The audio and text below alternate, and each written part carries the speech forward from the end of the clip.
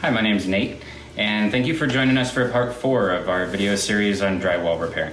Today we're just going to do a quick example of how to do a patch on a nail hole like this here for say a picture frame that was hung in a place where you didn't want it anymore.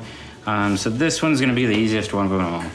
So we're just going to take a little bit of our spackle on our finger, just like our last one. This one, I like to work it into the hole real nice there. And then I like to take my damp rag and then just in a circular motion, take all the excess off. At that point, I like to even take my finger and rather than a paintbrush, dab a little bit of paint on that, and it seems to blend really well. Thanks for joining us for part 4.